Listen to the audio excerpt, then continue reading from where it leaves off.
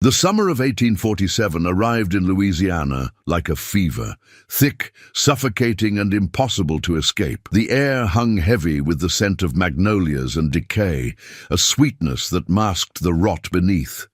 In the parish of St. Helena, where cotton fields stretched endlessly toward horizons that offered no freedom, the Beaumont estate rose like a monument to power itself. Governor Charles Beaumont owned everything the eye could see: 20,000 acres, 300 souls in bondage, and a wife whose beauty was discussed in parlors from Baton Rouge to New Orleans.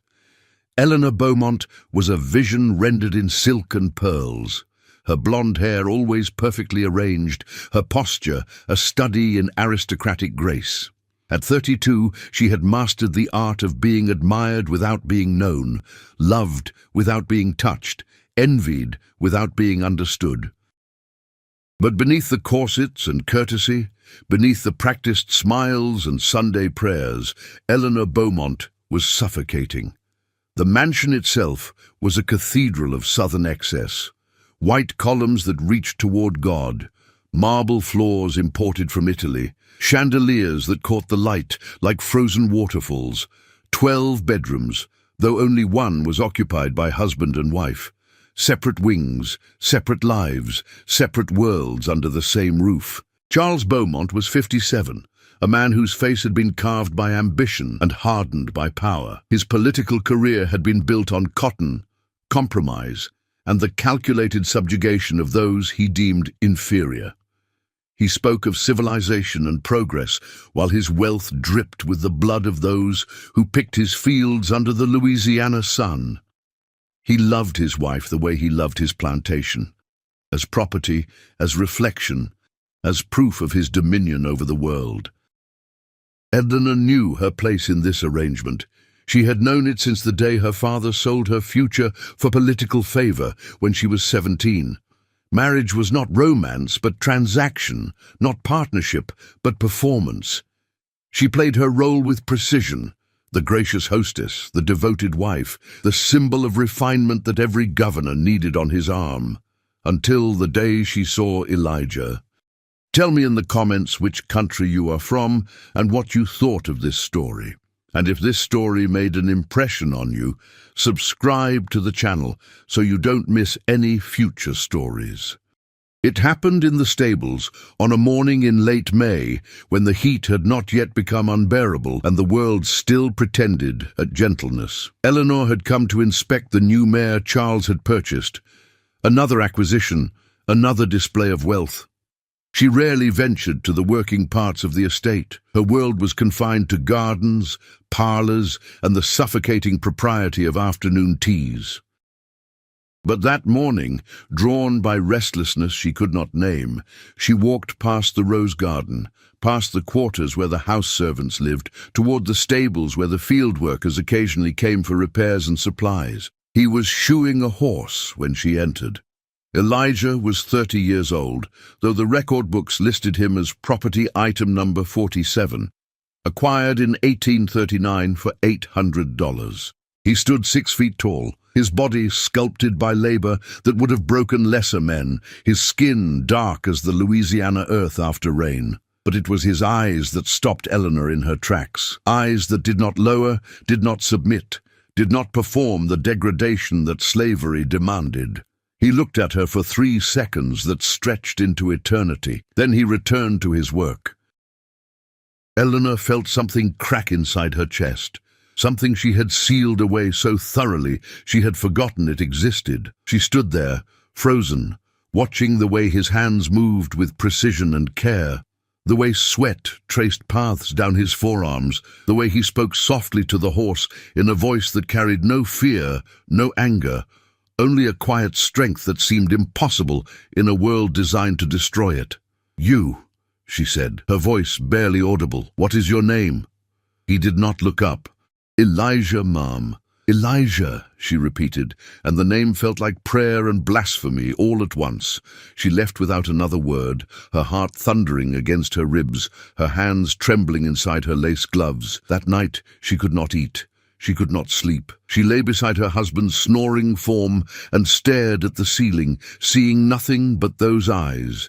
Eyes that refused to be owned, refused to be nothing, refused to disappear. It should have ended there. In any rational world, in any story with sense and safety, Eleanor Beaumont would have returned to her needlepoint and her social calls, and Elijah would have remained what the law declared him to be. A thing, not a person, certainly not a man who could matter. But the heart does not obey the law, and some hungers, once awakened, cannot be starved back into silence. The second time they spoke was in the rose garden 3 days later. Eleanor had taken to walking there in the early morning, before the house stirred, before the performance of her life began. She told herself she needed air, needed solitude, needed anything but the truth that was clawing its way to the surface. Elijah was pruning the roses. His presence there was not unusual. The enslaved people of the Beaumont estate were everywhere and nowhere, visible only when needed, invisible when inconvenient. But Eleanor knew, in the way that guilt and desire always know, that he had been assigned to this task deliberately, that someone, perhaps the overseer, perhaps fate itself, had placed them in proximity again. "They're beautiful," she said, gesturing toward the roses. "Yes, ma'am." His voice was careful, neutral, empty of anything that could be used against him. "Do you have a family, Elijah?" The question hung in the humid air like something dangerous. Enslaved people were not supposed to have families, not in the way that mattered, not in the way that was protected by law or sentiment. They had connections that could be severed at auction, bonds that existed only until they became inconvenient to the master's profit. "Had a wife once," he said quietly, his hands never stopping their work. "Sold off 7 years back. Alabama, I heard. Had a daughter too. Never knew what happened to her." Eleanor's throat tightened. She had heard such stories before. Everyone had. They were the background noise of Southern life, the acceptable tragedies that allowed people like her to sleep in silk sheets while others slept in chains. But hearing it from his lips, seeing the grief that lived in the set of his shoulders, made it real in a way that shattered something fundamental inside her. "I'm sorry," she whispered. He looked at her then, truly looked at her, and she saw something flicker across his face. Not hope, which would have been foolish, not trust, which would have been impossible, but recognition, perhaps, the acknowledgement that she had spoken to him as if he were human, as if his loss mattered, as if his pain was not just the natural order of things. "Sorrow don't change nothing, ma'am," he said, "but I thank you for it anyway." She wanted to say more. She wanted to rage against the injustice, to promise things she had no power to deliver, to somehow erase the chasm of cruelty that stood between them. But the words died in her throat, because what could she say that would not be obscene in its inadequacy? Instead, she did something far more dangerous. She came back the next morning, and the morning after that. At first they barely spoke. Eleanor would walk among the roses while Elijah tended them, the silence between them heavy with things that could not be said. But gradually, carefully, words began to emerge, small exchanges that meant nothing and everything. She asked about the roses, and he taught her their names, their needs, the patience required to make beauty bloom in hostile soil. He spoke of seasons and pruning, of knowing when to cut back and when to let grow, and she heard in his words a metaphor for survival that made her chest ache. She told him about books she had read, about the world beyond Louisiana that she would never see, about the suffocating emptiness of a life lived entirely for appearance. She did not tell him she was lonely. That would have been too naked, too honest. But he heard it anyway, in the pauses between her words, in the way her voice softened when she forgot to perform. The house servants noticed first. They always did. Enslaved people survived by paying attention, by reading the subtleties that white folks thought were invisible. They saw Eleanor Beaumont rising before dawn, saw her walking to the rose garden with increasing frequency, saw the way she lingered when Elijah was there and left quickly when he was not. Mama Seraphine, the cook who had served the Beaumont family for 34 years, watched with eyes that had seen too much to be surprised by anything. She said nothing, but she began leaving biscuits wrapped in cloth near the garden gate. A small kindness, a silent warning, a prayer against the storm she knew was coming, because everyone knew what happened when white women looked at black men with anything other than indifference or contempt. Everyone knew the stories of accusations and lynchings, of bodies found swinging from trees, of communities destroyed because someone smiled too warmly or stood too close. But Eleanor and Elijah were not smiling. They were drowning, separately and together, in something neither of them had permission to feel. By the end of June, they were talking about things that mattered. She told him about her marriage, not in complaint, which would have been unseemly, but in careful confession. The loneliness, the sense of being a decoration rather than a person, the slow suffocation of living a life chosen by others. He told her about freedom, not as a place, but as a feeling he remembered from childhood before he had been sold for the first time at age 8. The memory of his mother's voice, the taste of food he had grown himself, the brief, shining moments when he had belonged to himself. They never touched, not once. They maintained the physical distance that law and custom demanded, but in every other way they were reaching toward each other across an abyss that was supposed to be uncrossable. And in the mansion, Governor Charles Beaumont began to notice that his wife was smiling again. He did not know why, and that made him uneasy. A man of his position understood power, control, the careful maintenance of order. A happy wife was desirable, but a wife with secrets was dangerous. He began to watch. And in the slave quarters, people began to pray. July arrived with a vengeance that seemed almost biblical. The sun pressed down on Louisiana like God's own judgment, turning the air into something visible, something that had to be pushed through with effort. The cotton fields shimmered with heat waves, and the enslaved workers moved through them like ghosts, their bodies mechanical with exhaustion, their minds fled to whatever interior spaces still belonged to them alone. Inside the Beaumont mansion, Eleanor felt the heat in a different way, as fever, as madness, as the physical manifestation of what was growing inside her chest. She had stopped pretending, at least to herself, that her morning walks were about roses or fresh air or any of the acceptable reasons a woman of her station might leave her bed before dawn. She went to see him. That was the truth. Simple, terrible, undeniable. Elijah had been reassigned to work closer to the main house.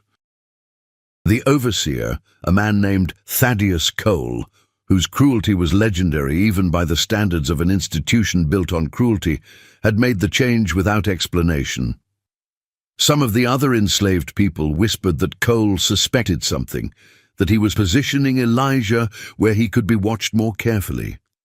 Others thought it was coincidence, the random reshuffling of human property that happened constantly on plantations. But Mama Seraphine knew better.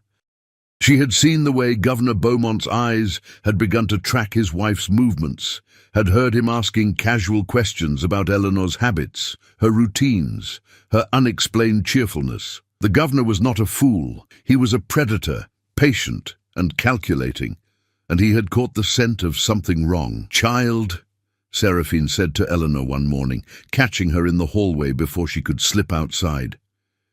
"You playing with fire that gonna burn more than just you?" Eleanor stopped, her hand on the doorframe. "I don't know what you mean." "Yes, you do." The old woman's voice was not unkind, but it carried the weight of someone who had watched this story before, who knew how it ended. "I seen the way you look when you come back from the morning walks. I seen the way that man look when you pass by, and I'm telling you now, ain't nothing good gonna come from this." "We've done nothing wrong," Eleanor said, and heard the desperation in her own voice. "Don't matter what you done or ain't done. Matters what it looked like. Matters what the governor gonna think when he find out. And he will find out, Miss Eleanor. He always do." Eleanor met the old woman's eyes and saw genuine fear there, not for Eleanor's reputation or marriage, but for Elijah's life. That was what transgression meant in this world. For her, it might mean scandal, divorce, social exile. For him, it meant rope and fire, and a death so brutal it would be used as a warning for generations. "I'll be careful," Eleanor whispered. "Careful ain't enough," Seraphine replied. "You need to stop. Now, before it's too late." But it was already too late, and both women knew it. That afternoon, Eleanor found Elijah in the workshed behind the stables, repairing a broken wagon wheel. The space was dim and close, smelling of wood shavings and oil, and for the first time since their encounters began, they were truly alone. No garden paths where servants might pass, no open spaces visible from the house. "You shouldn't be here," Elijah said without looking up, his hands steady on the spoke he was fitting into place. "I know. They watching now. Cole been asking questions. Where I go, what I do, who I talk to." "I know," Eleanor repeated, and this time her voice broke slightly. Elijah set down his tools and finally looked at her. In the shadowed interior of the workshed, his face was half hidden, but his eyes caught what little light filtered through the cracks in the walls. "Then why you here?" She could not answer. How could she explain that she had spent 15 years of marriage feeling like a china doll in a glass case, beautiful and brittle and utterly lifeless, until 3 months ago when a man who was not supposed to be a man had looked at her like she was real? How could she articulate that for the first time in her adult life she felt seen, heard, known, not as an ornament or a duty, but as a person with thoughts and desires and a soul that was starving? "Because I can't stay away," she said. Finally, and the honesty of it hung between them like something sacred and profane all at once. Elijah was quiet for a long moment. Then he spoke, his voice low and careful. "You know what they do to men like me who even get accused of looking wrong at women like you? Don't matter if it's true or not. Don't matter if she the one who come to him. They tie him to a tree and they—" He stopped, jaw tightening. "You understand what I'm saying?" "Yes." "Then you understand I can't want this. Can't let myself want this. Wanting things ain't for people like me. It's just a way to die faster." Eleanor took a step closer, then another. She was trembling from fear or desire or the collision of both, she could not tell. "What if I want it enough for both of us? That ain't how the world work, Miss Eleanor. My name is Eleanor, just Eleanor. When we're alone, please, don't call me Miss anything. Let me be just a woman, just once, just here." Did something shifted in his expression then, a crack in the armor of survival that enslaved people wore like a second skin. "You asking me to forget everything that keep me alive, everything I learned since I was old enough to understand that my life don't belong to me. I'm asking you to remember that you're human, that I'm human, that this," she gestured between them, "this feeling, whatever it is, it's real, it matters. Even if the world says it doesn't, even if the world says we don't." Elijah looked at her for a long time, and she saw the war playing out across his face, between self-preservation and the desperate human need to be seen, to be valued, to matter to someone in a world that had spent his entire life telling him he was nothing. Finally, he spoke. "My daughter's name was Grace. I think about her every day. Wonder if she remember me. Wonder if she alive. Wonder if she, growing up thinking her daddy just left her, didn't fight for her, didn't love her enough to—" His voice caught. "I couldn't save her. Couldn't save my wife. Couldn't save myself. I wake up every morning in chains I can't see, but I feel in every breath I take. And you standing here asking me to feel something, to want something, to be something other than what they made me. You know how much that hurt?" Eleanor felt tears streaming down her face. "I'm sorry. God, I'm sorry. I should never have—" "I didn't say stop." The words fell between them like a match into kindling. "I didn't say I don't feel it. Elijah continued, his voice rough with emotion he had spent a lifetime suppressing. I didn't say I don't see you every time I close my eyes, don't hear your voice when I'm trying to sleep, don't wake up thinking about the way you really listen when I talk, like my words got value. I just said it hurt. But maybe... He paused, something desperate and reckless flickering across his face. Maybe some things worth the hurt. Eleanor closed the distance between them then, her hands reaching for his before she could stop herself. His hands were rough with calluses, marked by labor and violence, and a lifetime of being used as a tool. Hers were soft, pampered, decorated with rings that cost more than a human life in the economy that had created them both. When their fingers intertwined, it felt like revolution and damnation all at once. They stood like that for minutes that felt like hours, not speaking, barely breathing, just holding on to each other across a divide that was supposed to be absolute. Eleanor could feel his pulse through his palm, could feel the tremor in his hands that matched the trembling in her own. "This is madness," she whispered. "Yes. They'll kill you if they find out. Yes, I can't protect you. I have no power.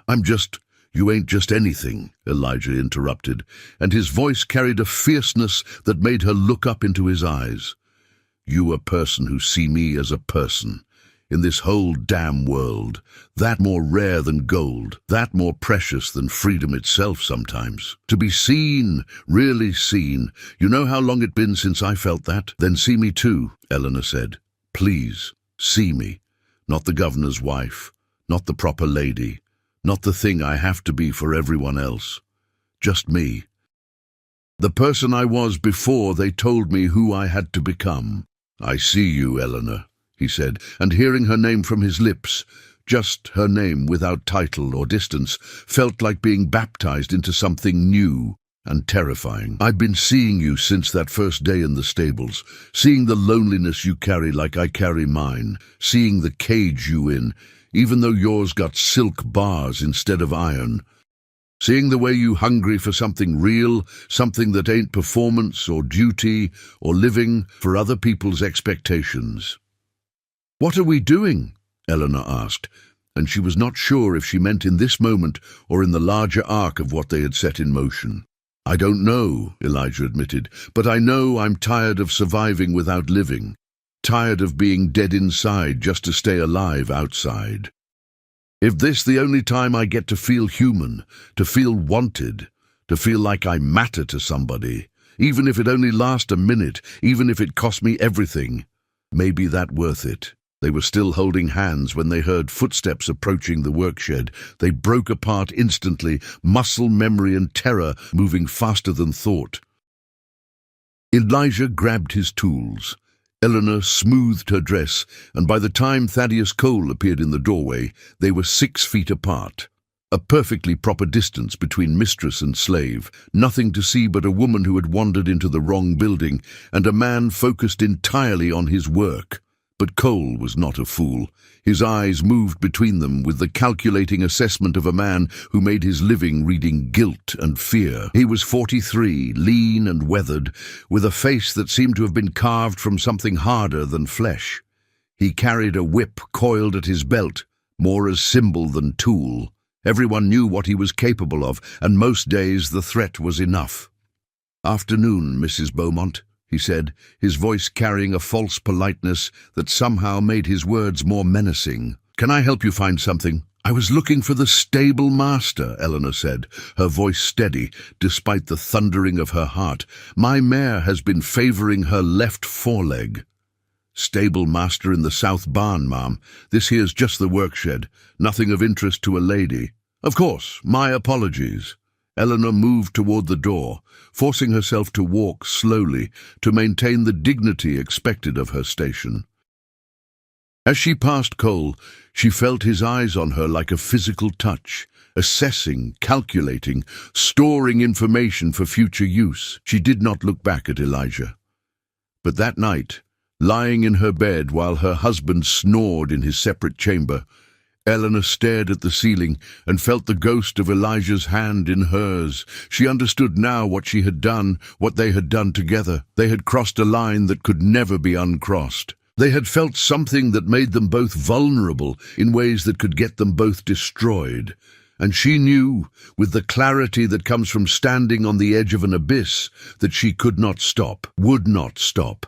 That whatever this was, love or madness or the desperate rebellion of two caged souls, it had become more necessary than safety, more vital than survival. In the slave quarters, Elijah lay on his pallet and touched his palm where her hand had been, trying to memorize the feeling before the world took it away. He knew what was coming. He had always known. Men like him did not get happy endings. They got nooses and fire and their names used as warnings. But for a moment in that workshed, he had been fully alive. He had been seen. He had mattered, and if that was all he ever got, he thought, maybe that was enough to die for. Mama Seraphine, unable to sleep, sat by her window and watched the main house. She had seen this before, generations ago, when she was young. A white woman and a black man forgetting what the world demanded of them. It had ended in blood then. It would end in blood now. She began to pray, though she was not sure what she was praying for. Their salvation or their swift end, mercy or justice, forgiveness or the strength to survive what was coming. Because something was coming. She could feel it in the air, thick and heavy as the August heat that was rolling toward Louisiana like an army of fire. The storm was gathering, and when it broke, it would consume them all. August turned the Beaumont estate into a furnace. The heat was so oppressive that even the wealthy retreated into lethargy, moving slowly through their days, fanning themselves with expensive imports, while enslaved people worked fields that shimmered like mirages. The cotton was ready for harvest, which meant 18-hour days, under a sun that seemed determined to burn the world clean.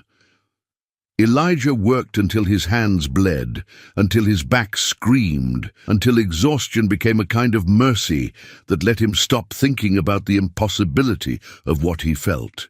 But even exhaustion could not erase Eleanor from his mind.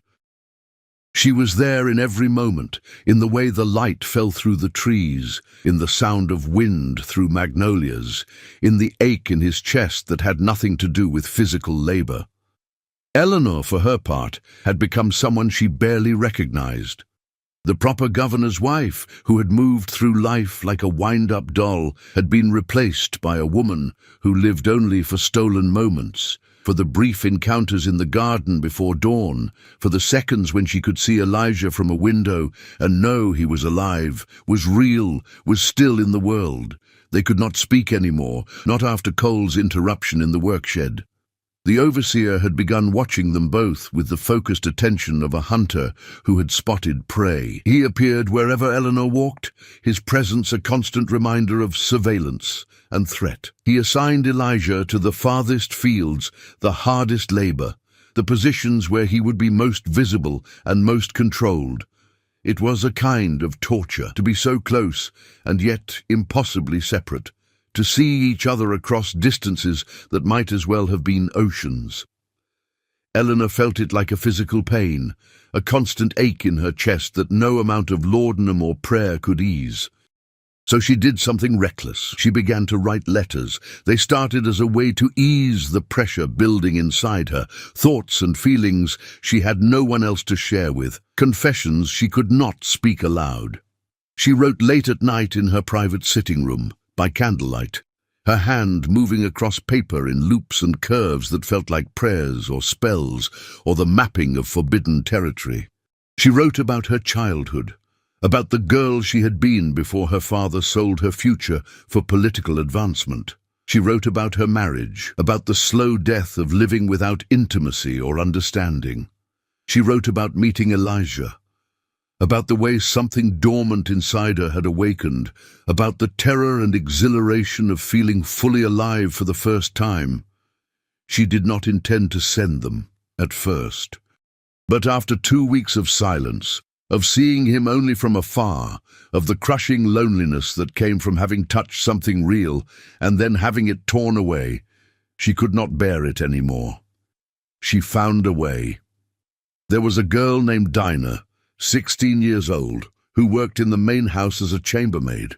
She was small and quiet, clever in the way that enslaved people had to be clever to survive, attentive without seeming to pay attention, present without being noticed, smart enough to understand the dangers of white people's secrets.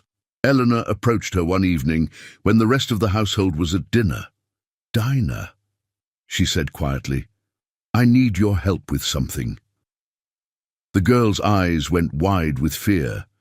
White people asking for help usually meant danger, either for the person being asked or for someone they loved. "Yes, ma'am," Dinah said carefully. Eleanor handed her a folded piece of paper, sealed with wax. "I need you to give this to Elijah, the man who works in the fields. Do you know who I mean?" Dinah's expression shifted to something close to terror. "Ma'am, Please." Eleanor's voice cracked with desperation. "I know what I'm asking. I know the danger, but I have no one else. And She stopped, trying to find words that would convey urgency without revealing too much. "I need him to know something important. Mrs. Beaumont, if they catch me, they won't. You're invisible to them. They never really see any of you." The words came out before Eleanor could stop them, and she heard the ugliness of the truth in them. "I'm sorry. That wasn't... I just mean you can move through spaces I can't. You can reach him when I can't. Please, Dinah, please." The girl looked at the letter like it was a snake, something that could bite and poison and kill. But she also saw something in Eleanor's face that maybe reminded her that white women could hurt too, even if their hurting looked different, meant different things, came with different consequences. "If I do this," Dinah said slowly, "you got to promise me something. Anything. When this blow up, and it will, ma'am, it always do, you remember that I was just following orders, that I didn't have no choice, that I was scared, and you was the master's wife, and I couldn't say no." The words were a gut punch of reality. Eleanor understood what Dinah was really saying. "When this ends badly, I need you to protect me. I need you to lie for me. I need you to remember that I have no power here, that I'm as trapped as you, but with far less protection." "I promise," Eleanor said. "I'll protect you, no matter what happens." Dinah took the letter and tucked it into her apron, already planning how to reach Elijah without being seen, calculating the risks like a general planning a military campaign, because that was what survival looked like for people who had no rights, no protection, no margin for error. That night, during the brief window between dinner service and bed, when the enslaved workers of the main house had a few minutes that almost resembled their own, Dinah slipped out to the quarters where the field workers slept. She found Elijah sitting outside his cabin, too hot to sleep inside, staring at nothing, with the exhausted 1,000-yard gaze of someone who had spent the day being worked like machinery. "Got something for you," Dinah whispered, pressing the letter into his hand.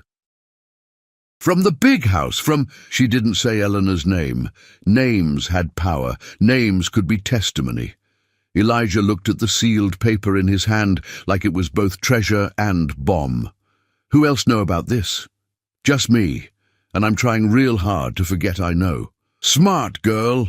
"No such thing as a smart slave," Dinah replied with bitter wisdom beyond her years. "Just lucky ones and dead ones. Try to stay lucky." She disappeared back toward the main house, leaving Elijah alone with the letter and the knowledge that opening it would change everything. He waited until everyone else was asleep. Then, by the light of a carefully shielded candle, he broke the wax seal and read Eleanor's handwriting for the first time. "Elijah, I do not know if this will reach you. I do not know if you will want to read it if it does. But I have to try, because the silence is unbearable, and I need you to know things I cannot say aloud. I was dead before I met you. I know that sounds melodramatic, but it's true. I moved through my life like a ghost, performing a role, saying lines someone else had written, existing entirely for other people's benefit. I had forgotten what it felt like to want something, to need something, to feel anything beyond obligation and fear. And then I saw you, and something woke up inside me that I didn't even know had been sleeping. I know this is impossible. I know what the world says about people like us reaching for each other. I know the danger. God, I know the danger. Every moment I think about you is a moment I risk your life, and that knowledge is a weight I carry like stones in my pockets. But I cannot stop. I have tried. I have prayed for strength and discipline, and the wisdom to let go of this madness. But all I feel is more desperate, more hollow, more aware that if I cannot see you, cannot speak to you, cannot know that you exist and think of me sometimes, then I am back to being dead, and I cannot bear it. You said in the workshed that some things are worth the hurt.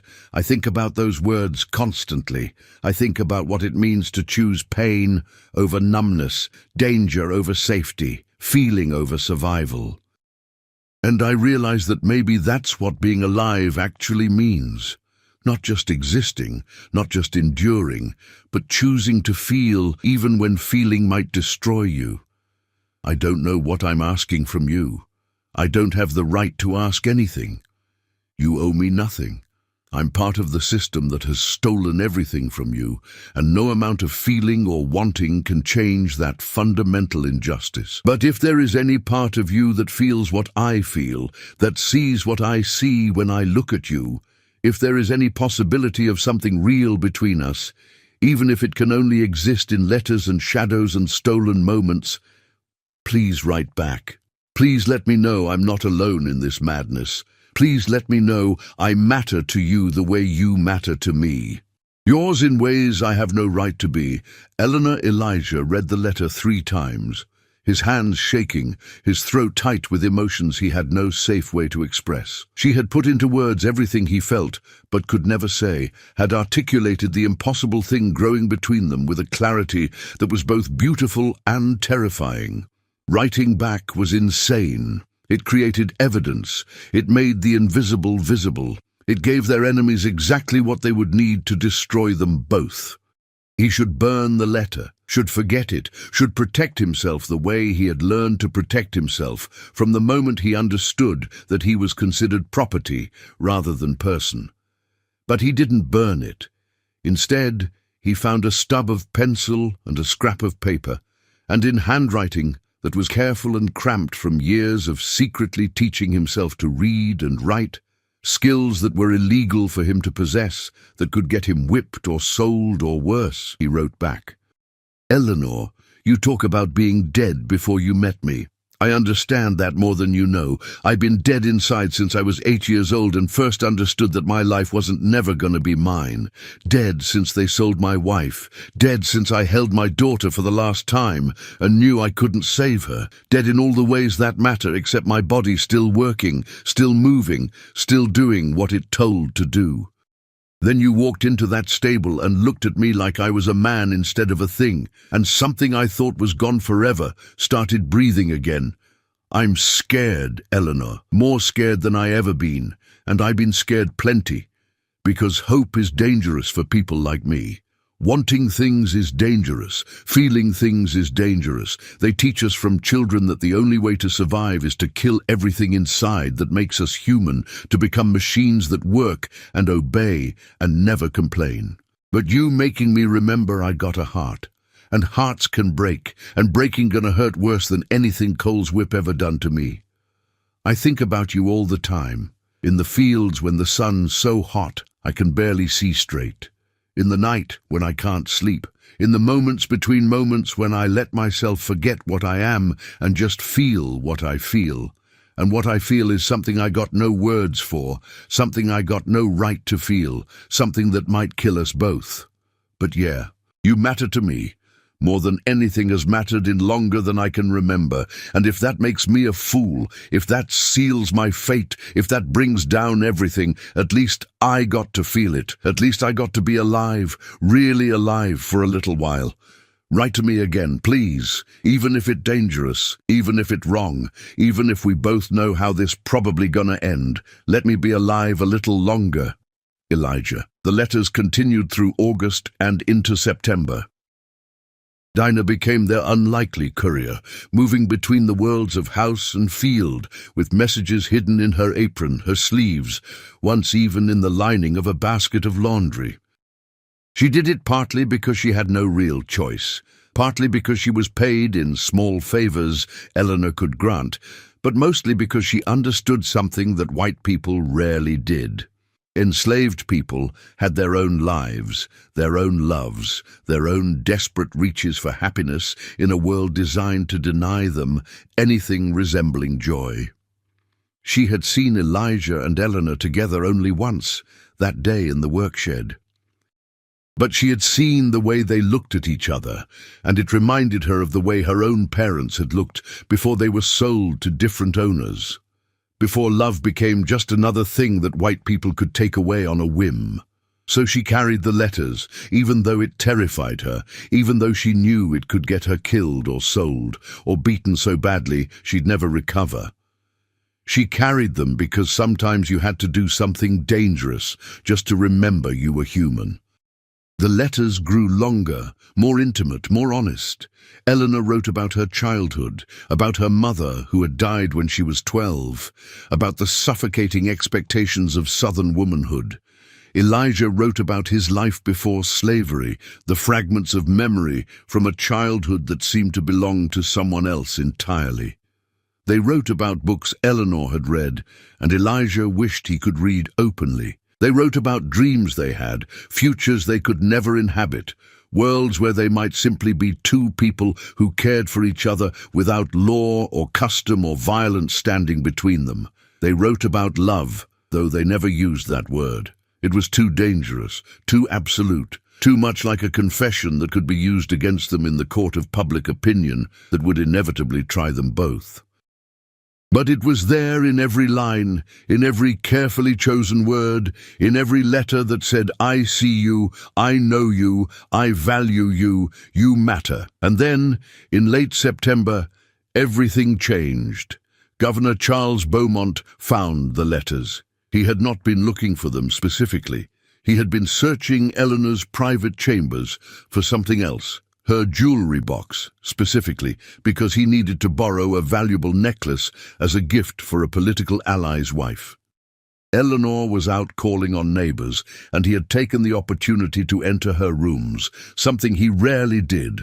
They maintained separate lives, separate spaces, a marriage of convenience and appearance rather than intimacy.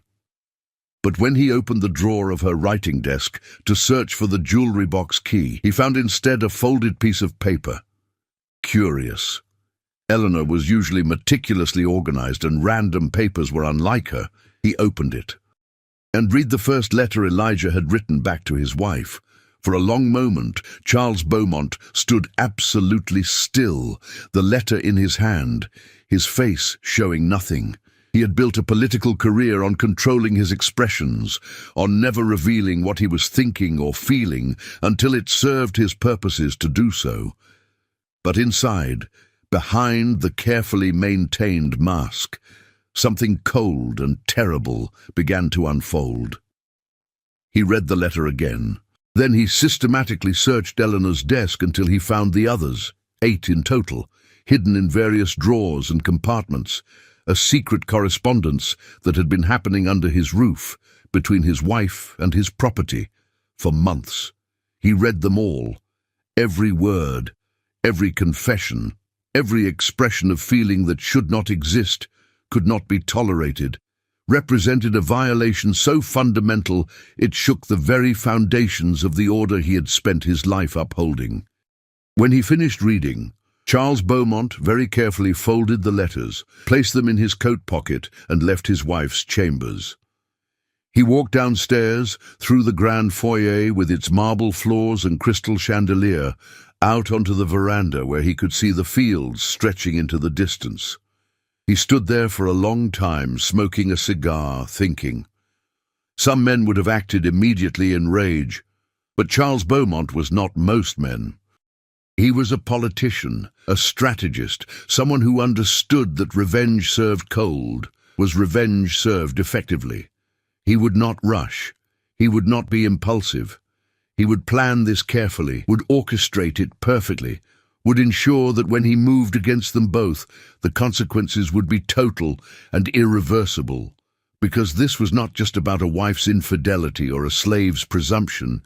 This was about order, about power, about the fundamental principle that some people owned other people, that some lives mattered and others didn't, that the world had a hierarchy that had to be maintained at all costs. And Eleanor and Elijah had dared to suggest, through their feelings for each other, that perhaps that hierarchy was a lie, that perhaps all people were equally human, equally worthy, equally capable of love and dignity and mattering. That was the real transgression. Not sex. There had been plenty of that across racial lines in the South, all of it violent and one-directional and perfectly acceptable as long as white men did it to black women. But this mutual affection, this recognition of each other's humanity, this suggestion that a slave could be someone worthy of a white woman's love, this threatened the entire structure of Southern society. And Charles Beaumont would burn the world down before he let that stand. He finished his cigar, crushed it carefully under his boot, and went inside to plan. Eleanor knew something was wrong the moment she returned home that evening. There was a quality to the silence that felt different, charged, dangerous, like the air before a lightning strike. The servants moved through the house with unusual quickness, their eyes averted, their faces carefully blank in the way that meant they knew something terrible, but could not speak of it. Dinah found her in the upstairs hallway, her young face tight with fear. "Ma'am," she whispered urgently, "the governor been in your chambers. She couldn't finish, but she didn't need to. Eleanor understood immediately. The letters. Her blood turned to ice. She had been so careful, had hidden them so thoroughly, or so she thought. But clearly not carefully enough, not thoroughly enough, not nearly enough to protect what needed protecting. "Where is he now?" Eleanor asked, her voice surprisingly steady. "His study. Been there for hours. Won't let nobody in." Eleanor went to her chambers first, moving quickly, her heart hammering against her ribs. The drawer where she had kept the letters was open, empty. She checked the other hiding places, though she already knew what she would find. Nothing. All of them gone. For a moment, she could not breathe. The room seemed to tilt around her, reality fragmenting into something surreal and nightmarish. This was the end. She knew it with absolute certainty. The letters were evidence that could not be denied, words in her own handwriting that documented everything. But her first thought was not for herself. Elijah, she had to warn him, had to somehow get word to him before Charles acted, because she understood her husband well enough to know that his rage would not be directed at her, not primarily. White women could be forgiven, could be explained away, could be cast as victims of seduction or madness or feminine weakness, but a black man who had dared to reach above his station, who had dared to feel affection for a white woman, who had dared to write words that suggested he saw himself as human and equal. There was no forgiveness for that. Only death. She found Dinah again. "You have to warn him," Eleanor said urgently, gripping the girl's thin shoulders. "You have to tell Elijah to run. Tonight. Now. Before—" "Too late, Mom," Dinah said, tears streaming down her face. "Cole and 3 other men already went to get him. The governor sent them an hour ago." Eleanor felt the floor drop out from under her. "No. No, God. No!" She ran, down the stairs, through the house, out into the humid September evening, her dress tangling around her legs, her carefully arranged hair coming loose, propriety abandoned entirely. She ran toward the slave quarters, toward the place where they would have taken Elijah, toward whatever horror was about to unfold. She could see them before she reached the quarters. A cluster of men near the overseer's house, torchlight cutting through the gathering darkness, the shapes of violence rendered in shadow and flame. Cole stood in the center, and next to him, his hands tied behind his back, his face already bloodied, was Elijah. "Stop!" Eleanor screamed, her voice raw and desperate. "Stop this now!" The men turned to look at her, their faces registering surprise and something like embarrassment. A white woman running through the slave quarters, her hair wild, her dress torn from her sprint through the grounds. It was unseemly, shocking, a violation of every code of conduct that governed Southern femininity. Cole's expression shifted to something cruel and satisfied. "Mrs. Beaumont, you should return to the house. This ain't business for a lady to witness." "I said stop!" Eleanor reached the circle of men, her chest heaving, her eyes finding Elijah's face. He looked at her with an expression that broke her heart, not surprise, not anger, but a kind of sad inevitability, as if he had always known it would end this way and was almost relieved to have it done with. "Eleanor, go back," he said quietly. "Don't make this worse." "Worse?" She let out a sound that was half laugh, half sob. "How could this possibly be worse?" "That's enough." Charles Beaumont's voice cut through the chaos like a blade. He had appeared from the direction of the main house, walking slowly, deliberately, his face a mask of cold fury. "Eleanor, return to the house. Immediately." "No." The word hung in the air like an explosion. Wives did not refuse their husbands in this world, this time, this place. Women did not defy men, especially not in public, especially not in front of enslaved people who might get ideas about resistance being possible. Charles moved closer, his voice dropping to something low and dangerous. "You will return to the house, or I will have you carried there. Do not test me on this." "Then have me carried," Eleanor said, and she was shaking, but her voice was steady. "Because I am not leaving him." For a moment, something flickered across Charles's face. Shock, perhaps, or recognition that his wife had become someone he did not know, someone capable of defiance he had never imagined possible. "Do you understand what you've done?" Charles asked, his voice tight with controlled rage. "Do you comprehend the scandal, the humiliation, the absolute destruction of everything I've built?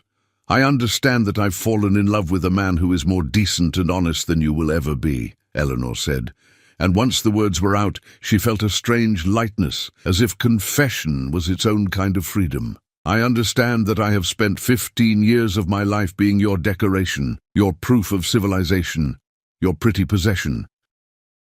And I understand that for the first time, I have felt like an actual human being instead of an ornament on your shelf." Charles's hand moved so fast, she barely saw it coming.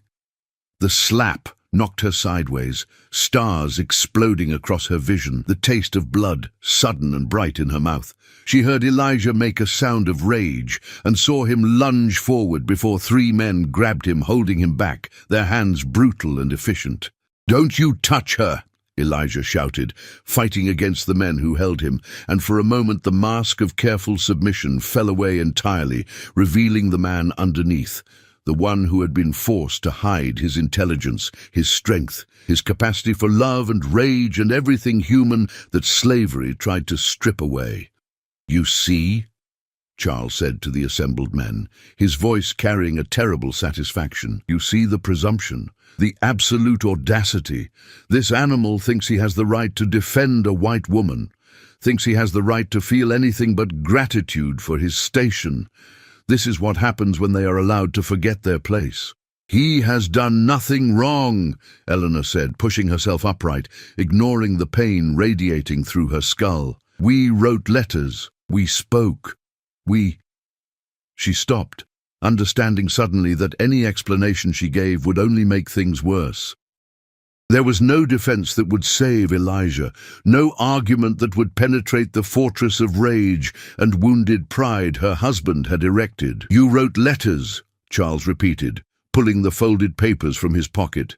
"Yes, I've read them, every word. Love letters, between my wife and my property, between a woman of the highest social standing and a field slave who cannot even legally be taught to read and write." He turned to Elijah, his face cold. "Though apparently you taught yourself, didn't you? Another crime, another presumption, another example of why strict discipline is necessary. "If you hurt him," Eleanor said, her voice trembling, "I will never forgive you. I will leave you. I will make sure every person of consequence from here to New Orleans knows exactly what kind of man you are." Charles laughed, and the sound was genuinely amused. "Leave me? With what resources? What money? What protection? You are my wife, Eleanor. Legally, you are my property, almost as much as he is. You can threaten all you like, but we both know you have no power here. You have never had power. You have only had my permission to pretend you did." The truth of it struck her like another blow. He was right. In the eyes of the law, in the structure of society, she had no independent existence. She was Mrs. Charles Beaumont, extension of her husband, possession of her father before him. She could not own property, could not enter contracts, could not even leave her marriage without her husband's permission. She had no legal standing, no financial resources, no power beyond what men chose to grant her. She had always known this, abstractly, but facing it now, seeing how completely trapped she was, understanding that all her privilege meant nothing when it came to actual autonomy, it was devastating. "So here is what will happen," Charles continued, his voice taking on the quality of a judge pronouncing sentence. "You, Eleanor, will be sent to your sister's house in Charleston. You will remain there for 6 months while we allow the scandal to die down. We will tell people you have had a nervous collapse, that you require rest and medical attention. People will gossip, but they will believe it, because what else could explain such madness? When you return, you will be a model wife. Obedient, silent, properly grateful for my mercy in not divorcing you and destroying what little reputation you have left." He turned to Elijah. "As for you, you have committed multiple crimes, teaching yourself to read and write, corresponding with your master's wife, attempting to be what you can never be. The punishment for such presumption is usually death, but I have something more fitting in mind." Eleanor felt her stomach drop. Death would have been terrible, but at least it would have been quick. The way Charles said "more fitting" suggested something far worse. "I am selling you," Charles said, watching Elijah's face for reaction. "Tomorrow morning, to a cotton plantation in Mississippi, the Hendricks operation. I believe you've heard of it?" Even in the torchlight, Eleanor could see Elijah's face go pale. Everyone had heard of the Hendricks plantation. It was a death sentence disguised as a sale. The average life expectancy for an enslaved person there was 3 years. The work was so brutal, the conditions so horrific, that it was considered punishment worse than execution. "You cannot," Eleanor whispered. "Charles, please, I am begging you. I can, and I will. He will be worked to death in that hellhole, but slowly, painfully, with years to contemplate his presumption and the consequences of forgetting his place. And you, my dear wife, will spend the rest of your life knowing that your selfishness, your inability to control your base emotions, led directly to his destruction." "No!" Eleanor lunged toward Charles, but Cole grabbed her, his hands rough on her arms. "You are a monster! A complete monster! He is innocent! We have done nothing but write letters, but feel things we cannot help feeling." "Innocence and guilt are not measured by your feelings," Charles said coldly. "They are measured by the order of things, by the laws of God and man that separate the civilized from the savage, the master from the slave. You have violated that order, you both have, and order must be restored, no matter the cost." He gestured to Cole. "Take him to the holding cell. Make sure he's ready for transport at dawn. As for Mrs. Beaumont," he looked at Eleanor with something that might have been pity if it had been mixed with any warmth at all. "Take her to her chambers and lock the door. Post guards. She is to speak to no one until her carriage departs for Charleston tomorrow afternoon." "I hate you," Eleanor said, the words flat and absolute. "For the rest of my life, no matter how many years I have left, I will hate you with every breath I take. "I can live with that," Charles replied, "as long as you do so quietly and without further scandal." They dragged Elijah away, and he did not fight. What would have been the point? Fighting would only have given them an excuse to beat him worse, to add more punishment to the hell he was already sentenced to endure. As they pulled him past Eleanor, their eyes met for one last moment. "I'm sorry," she mouthed, tears streaming down her face.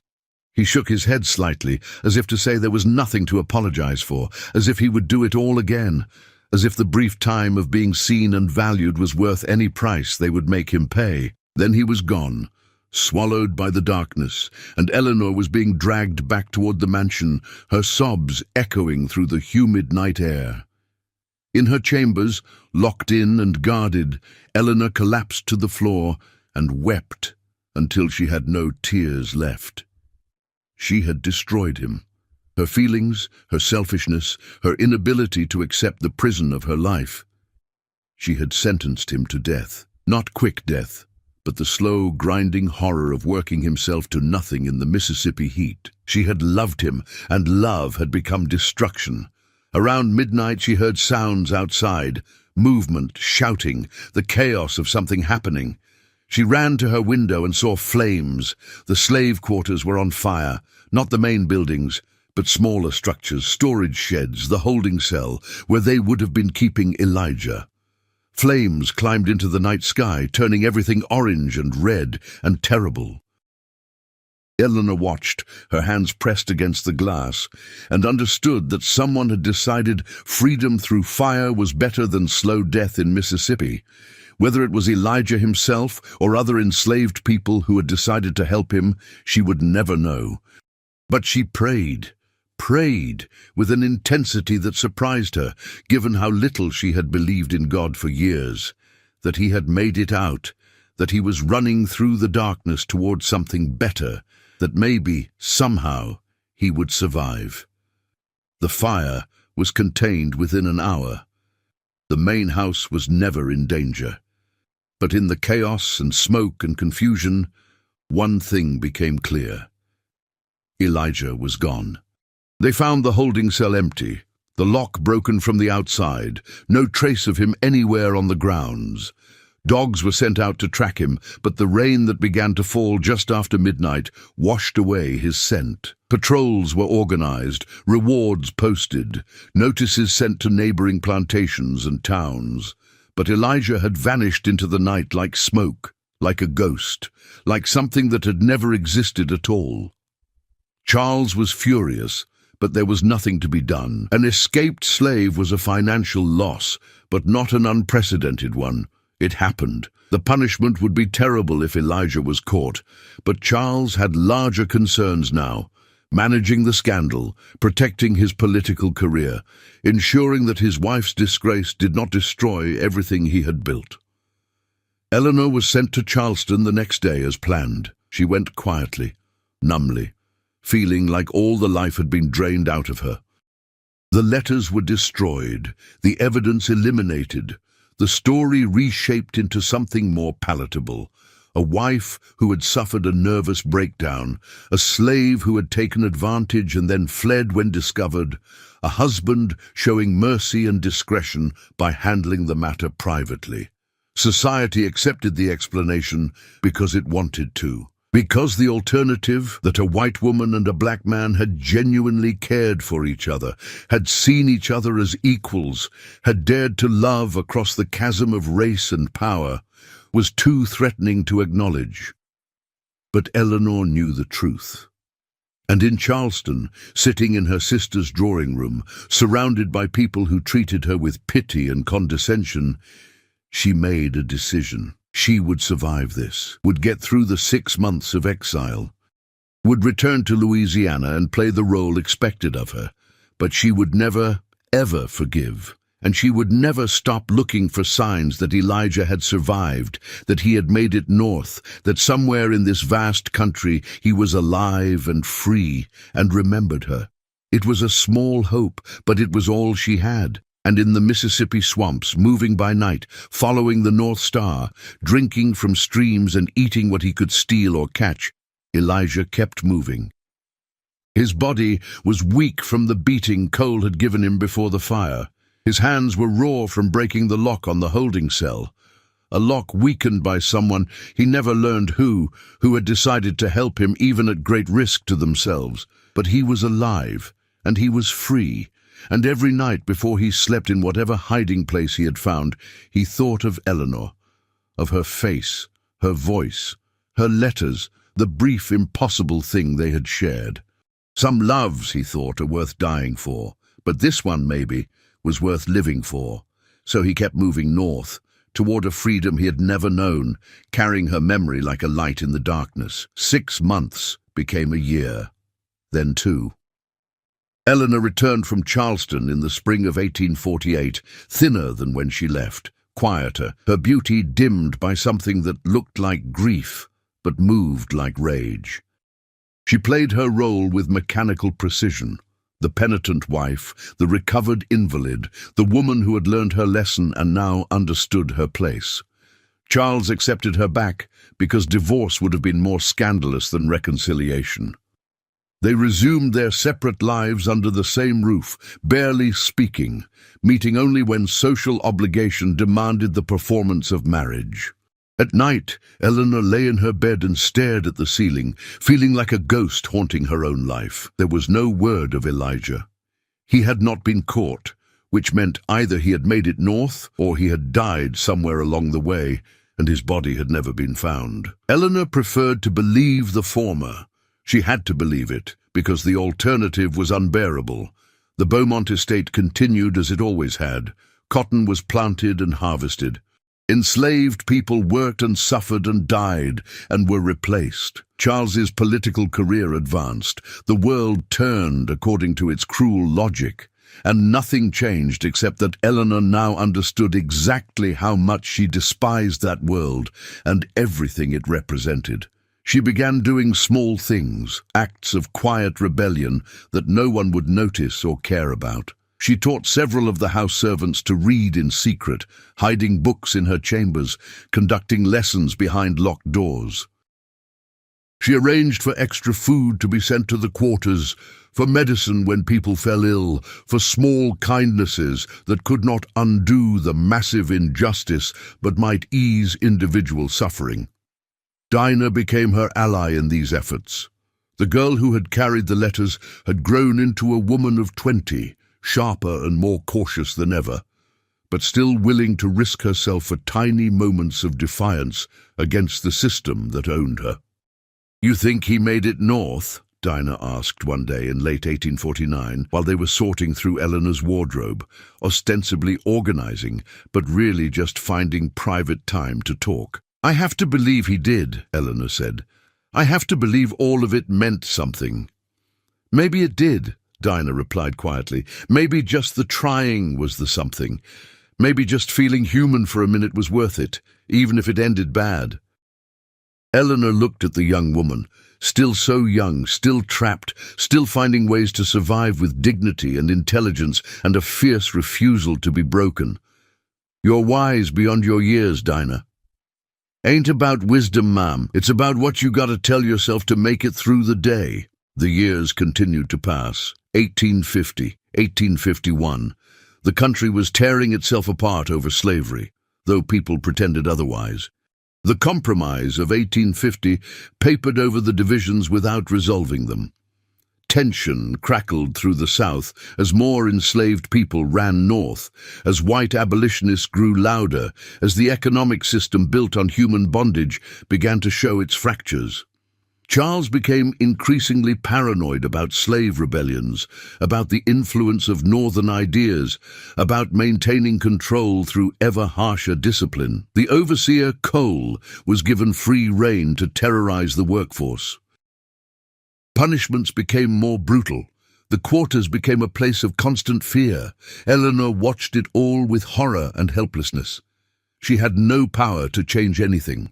Her small acts of kindness were drops in an ocean of cruelty. She was complicit by her very existence in this house, on this plantation, in this system that ground human beings into nothing for profit. The guilt ate at her, but so did the anger. And underneath both, a question kept surfacing. What would Elijah want her to do? If he was alive, if he had made it to freedom, if he thought of her at all, what would he want her legacy to be? In the winter of 1852, Eleanor made a decision. She began documenting everything, writing down the names of enslaved people on the plantation, their stories, their families, the injustices they suffered. She recorded Cole's atrocities in careful detail. She noted Charles's business dealings, his political corruption, the ways he maintained power through violence and fear. She did not know what she would do with this information, but she gathered it, organized it, hid it carefully in places no one would think to look. It was dangerous work. If Charles discovered it, if anyone discovered it, she would be punished, possibly institutionalized, certainly removed from the estate and any ability to help anyone.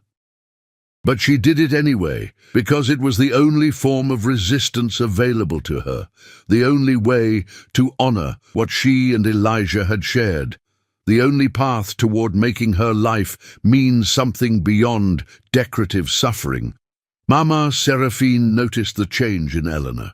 The old woman was in her 60s now, her body bent by decades of labor, but her eyes still sharp, still seeing everything. "You walking a dangerous road, Miss Eleanor," she said one day, catching Eleanor alone in the kitchen garden. "I know. You think you're going to save people with your writing? You think words on paper going to change what this is?" "I think," Eleanor said slowly, "that someone needs to bear witness. Someone needs to say, this happened, these people existed, these crimes were committed. Even if no one ever reads it, even if it changes nothing, someone needs to write it down." Seraphine studied her for a long moment, then she nodded. "My grandbaby, the one they sold off last year. Her name was Ruth. She was 12 years old. She could sing like an angel. I want you to write that down. I want you to make sure somebody remember she existed, that she had a name, that she mattered." "I will," Eleanor promised. "I'll write about Ruth and about everyone else. I'll make sure they're remembered." It became a kind of mission. Enslaved people began coming to Eleanor with their stories, trusting her with their histories, their losses, the names of children stolen, spouses sold, parents killed. She wrote it all down, created a record of testimony that was both memorial and indictment. She knew it was dangerous for them as much as for her. Association with her could bring suspicion, could mark them as potential rebels or troublemakers. But they came anyway, driven by the human need to be remembered, to have their existence acknowledged, to matter to someone. Then, in the spring of 1853, something happened that changed everything. A letter arrived. Not through normal channels, not addressed to Eleanor officially, but slipped to Dinah by a traveling peddler who came through selling goods to the plantation. The peddler was a free black man from Pennsylvania, part of a network that moved information and occasionally people along secret routes. Dinah brought the letter to Eleanor, her hands shaking. Eleanor opened it with trembling fingers, her heart hammering so hard she could barely breathe. The handwriting was different, more confident, more practiced than it had been 5 years ago, but she knew it immediately. "Eleanor, I'm alive. I made it north. It took 2 years of hiding and running and nearly dying more times than I can count. But I'm in Canada now. I'm free. I shouldn't write to you. I know the danger, but I had to let you know I survived. That what we had wasn't just destroyed, that something good came from all that pain. I learned to read better here. Learned to write proper. Got a job working as a carpenter. Got a small room that belongs to me, that nobody can take away. I wake up every morning and remember I'm not property anymore, and sometimes I can't believe it's real. But it is real. I'm real. I'm alive. And I think about you every day. I know you probably married still. I know you probably can't leave, can't risk everything for something impossible. I'm not asking you to. I just wanted you to know that the choice we made, the risk we took, it wasn't for nothing. You gave me something to live for when I had forgotten how to want to live. You made me remember I was human, and now I'm free. And being free, being whole, being able to choose my own path, that's partly because of you. Because you saw me when nobody else did. Because you made me believe I was worth something. I don't know if you'll ever get this letter. I don't know if trying to reach you will just bring more trouble, but I had to try. Thank you, Eleanor, for seeing me, for valuing me, for loving me when the world said it was impossible. Thank you for everything. Yours always, Elijah. Eleanor read the letter 3 times, tears streaming down her face, her whole body shaking with emotion she could barely name. Relief, joy, grief for all the lost time, rage at a world that had forced them apart, and something else. Something that felt like purpose, crystallizing into action. She found Dinah. I need you to help me do something insane. Ma'am, I need to leave. I need to go north. I need to... Eleanor stopped, suddenly aware of how it sounded. A white woman abandoning her life, her marriage, her entire world, to chase a man she had not seen in 5 years, a relationship that had existed mostly in letters and stolen moments. But Dinah did not look shocked. She looked resigned, almost relieved. I've been wondering when you was going to decide this, the young woman said. Been watching you get thinner and sadder and more angry every year. Figured eventually you'd have to choose between dying here or living somewhere else. I can't just leave, Eleanor said, though even as she spoke the words, she was trying to figure out how she could do exactly that.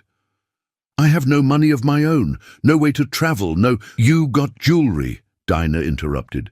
You got things you could sell, and you got me.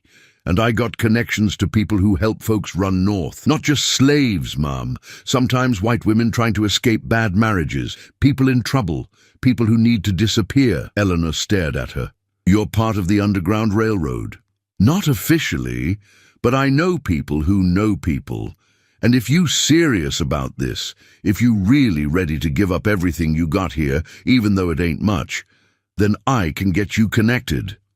What about you? Eleanor asked. If I leave, if Charles discovers you help me, he'll kill me. Yeah, probably. Dinah's voice was matter-of-fact.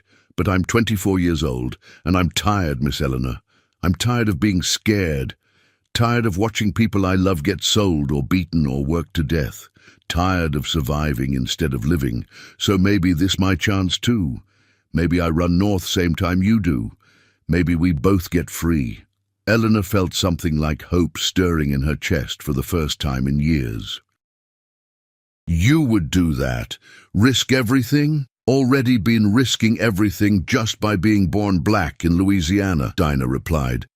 At least this way, I'm risking it for something that might actually change my life instead of just trying to make it through another day. They began planning in secret.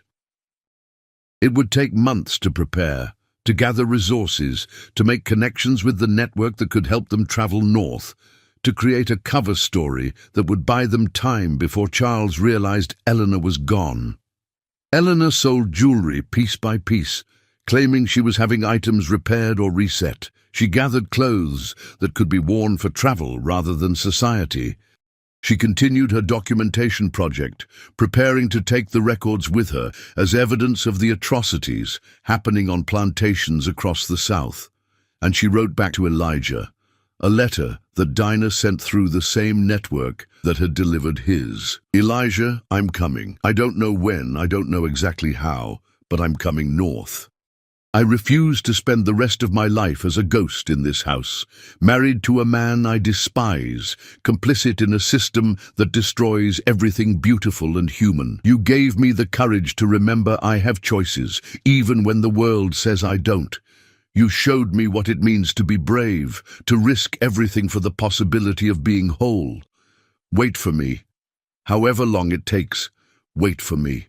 I love you. I have always loved you, and I'm done pretending I don't. Eleanor. The letter was sent in August 1853. Eleanor began finalizing her plans for escape. But in September, disaster struck. Charles discovered her documentation project. Not by accident. He had been having her watched, had become suspicious of her behavior, her secret meetings with Dinah, her odd questions about travel and routes north. He found the records hidden in her chambers. Pages and pages of testimony, names, dates, descriptions of punishments and sales and atrocities. Evidence that could destroy his reputation, his political career, his entire life if it ever became public. His rage was ice-cold and methodical. He did not confront Eleanor immediately. Instead, he planned, just as he had planned 5 years earlier when he discovered the letters. But this time he would not be content with exile or separation. This time he would ensure that Eleanor could never threaten him again. That her stories, her testimony, her dangerous ideas about equality and justice would die with her. On the night of October 15, 1853, Charles Beaumont set his plan in motion, and the world erupted in flames. The fire started just after midnight in the east wing of the mansion, in a storage room filled with old furniture and draperies, materials that would burn hot and fast. By the time the house servants realized what was happening, the flames had already climbed the walls and begun racing through the corridors like a living thing hungry for destruction. Eleanor woke to smoke and shouting. For a moment, disoriented from sleep, she could not understand what was happening. Then she smelled it, acrid, choking, the unmistakable scent of fire consuming wood and fabric and everything in its path. She stumbled from her bed, reaching for a robe, her mind racing through calculations of escape routes and what she could grab before fleeing. But when she tried her chamber door, she found it locked from the outside. Terror flooded through her. She pounded on the door, screaming for help, but the noise of the fire drowned out her voice. Smoke was beginning to seep under the door, wisps of grey that promised suffocation before the flames ever reached her. Charles had locked her in. The understanding hit her like physical blow. This was not accident. This was murder, carefully orchestrated to look like tragedy. A terrible fire that claimed the governor's unstable wife, the poor woman who had never recovered from her nervous breakdown, who had become increasingly erratic and difficult. Such a shame, such a loss. But these things happen. Eleanor stopped pounding and forced herself to think. The door was solid, reinforced. She could not break through it.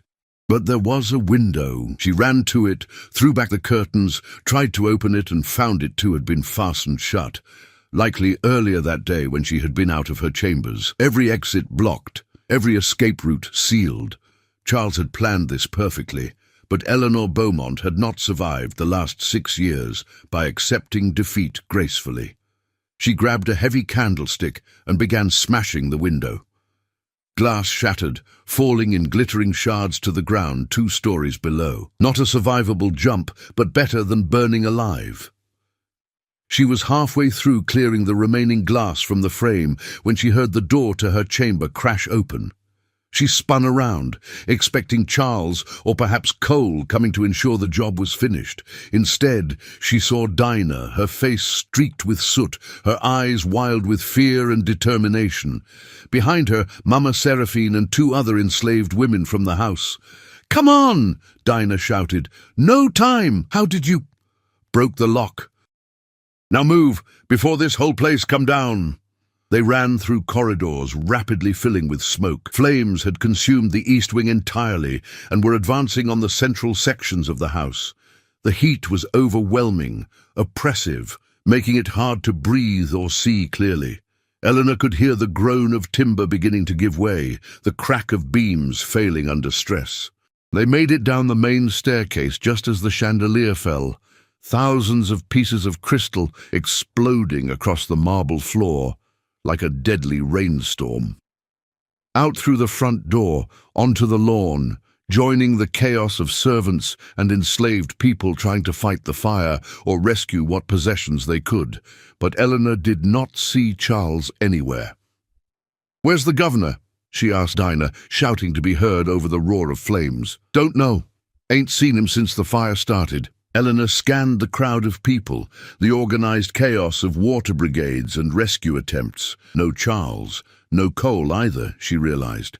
The two men who should have been directing the response were nowhere to be found, unless they had never intended to be found. "He's inside," Eleanor said with sudden certainty. "Charles is still inside. He set the fire, but something went wrong. He got trapped." "Good," Dinah said flatly. "Let him burn." Eleanor looked at the young woman, saw the absolute absence of mercy in her face, and understood that Dinah had earned the right to that coldness. They all had. Every person who had suffered under Charles Beaumont's dominion, who had been worked and beaten and degraded and dehumanized, they had earned the right to watch him die and feel nothing but relief. But Eleanor found she could not. 15 years of marriage to a monster did not create love, but it did create something: history, familiarity, the complex tangle of feelings that comes from sharing a life, even when that life is poisonous. She despised Charles, hated him, wanted him to face justice for his crimes, but she could not stand here and watch him burn alive. "I have to try to find him," she said. "Miss Eleanor, you can't—" But Eleanor was already running back toward the mansion, ignoring Dinah's shouts, ignoring the heat and smoke and danger. She pulled her robe up over her mouth and nose and plunged back into the burning building. The interior was hell-rendered visible. Flames climbed the walls like demons ascending. Smoke made visibility almost zero. The heat was so intense that Eleanor felt her skin beginning to blister just from proximity. She moved through rooms she had walked through thousands of times, now transformed into landscapes of nightmare. "Charles!" she screamed. "Charles! Where are you?" She found him in his study, the place where he had read her letters to Elijah 5 years ago, where he had planned his vengeance, where he had conducted the business of running a plantation built on human misery. He was on the floor, pinned under a fallen beam, his face grey with pain. When he saw Eleanor, something like surprise crossed his expression. "You," he said, his voice barely audible. "You came back." "I'm an idiot," Eleanor replied, moving toward him, assessing whether she could move the beam. It was massive, made of solid oak, impossible for one person to lift alone. "Why did you do this, Charles? Why try to kill me? I was going to leave anyway. You would have been rid of me." "Evidence," he gasped. "Your records, your documentation. If you took them north, if you shared them with abolitionists, everything I built would be destroyed. My career, my reputation, everything. So you decided to murder me instead. You forced my hand. You've been forcing my hand since the day you looked at that slave like he was human." Charles coughed, blood appearing at the corner of his mouth. "This is your fault, Eleanor. All of it. If you had just stayed in your place, been what a wife should be, then I would have been dead inside instead of literally dying in a fire," Eleanor interrupted. "And you know what, Charles? I prefer this. At least this way I got to be alive first. At least I got to feel real things, want real things, matter to someone." She grabbed the beam and tried to lift it. It did not move even a fraction of an inch. "Go," Charles said. "The house is coming down. You can't save me." "I know." Eleanor kept trying anyway, straining against the impossible weight. "But I have to try. Not for you, for me. So I can live with myself. So I don't become like you." "Idealistic and stupid," Charles said, but his voice had softened slightly. "That was always your problem." "No," Eleanor replied. "My problem was marrying you when I was 17 and didn't know better. Everything else, everything I did, everything I felt, everyone I loved, that was the solution, not the problem." She heard the house groaning, felt the floor beginning to tilt. They were out of time. The building was going to collapse, probably within minutes. "Eleanor," Charles said, his voice urgent now, frightened. "Go. Please. I don't—" He stopped, seemed to be deciding something. "I don't want you to die, not really. I was angry. I was—" Another cough. More blood. "I'm sorry for what I did to you, for what I did to him, for all of it." It was the first time in their 15 years of marriage that he had apologized for anything. And it was too little, too late, meaningless in the face of so much cruelty and destruction. But Eleanor still found herself saying, "I know." Then Dinah and Seraphine were there, appearing through the smoke like angels or ghosts, grabbing Eleanor's arms and pulling her away from the beam, from Charles, from the study that was already being consumed by advancing flames. "No!" Eleanor fought against them. "We have to get him out." "He dead anyway," Seraphine said bluntly. "That beam crushed something inside. Even if we get him out, he gonna die. But you ain't gonna die with him. Not today." They dragged her through the burning house, Eleanor still fighting, still trying to go back, until they literally threw her out the front door and onto the lawn. She landed hard, the impact knocking the wind from her lungs. By the time she could breathe again, the center of the house had collapsed inward, with a sound like the world ending. Charles Beaumont died in the ruins of the mansion he had built on the backs of enslaved people. His body would never be found, consumed entirely by flames that burned hot enough to turn bone to ash. Eleanor watched the house burn through the night, sitting on the grass with Dinah beside her, neither of them speaking. Around them, people moved in shock, trying to process what had happened, what they had lost or gained, what would come next. As dawn broke over the ruins, casting everything in shades of grey and gold, Eleanor realized that the records she had so carefully compiled were gone, burned, every name, every testimony, every piece of evidence, destroyed in the fire that was supposed to destroy her. But the people whose stories she had documented were still alive, still here, still capable of telling their own stories if anyone would listen. "What happens now?" Dinah asked quietly. Eleanor looked at the smoking remains of the Beaumont mansion, at the people gathered on the lawn, enslaved and free, black and white, all of them displaced by the night's chaos. "I don't know," she admitted. "Legally, the estate probably passes to Charles's brother. The plantation will continue. You'll all still be—" She couldn't finish the sentence. "Property," Dinah finished for her. "Yeah. Nothing really changed, did it? Except now the big house gone and you a widow." Eleanor was quiet for a long moment. Then she said, "I'm still going north, as soon as I can arrange it, and I'm taking anyone who wants to come with me." Dinah turned to look at her. "You serious?" "Completely. Charles's brother will take weeks to arrive from Virginia. In that time, this place will be chaos. No clear authority, no organization, everyone trying to figure out what's next. That's our window. That's when we run. They'll come after us. Probably, but some of us might make it, and that's better than none of us trying." Eleanor met Dinah's eyes. "I can't undo what I was born into, can't change the system or fix the past, but I can refuse to participate anymore. I can use what resources I have, money, connections, the fact that I'm white and therefore invisible in ways you can't be, to help people escape. It's not enough. It's not even close to enough, but it's something." Dinah studied her face for a long time. Then she said, "Miss Eleanor, you finally growing a spine.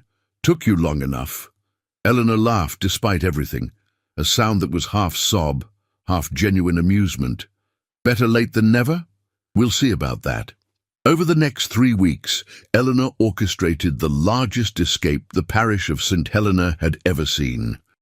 Using what was left of her jewelry and the chaos of the estate's transition, she arranged transportation for 17 enslaved people along underground railroad routes north. Some would make it all the way to Canada.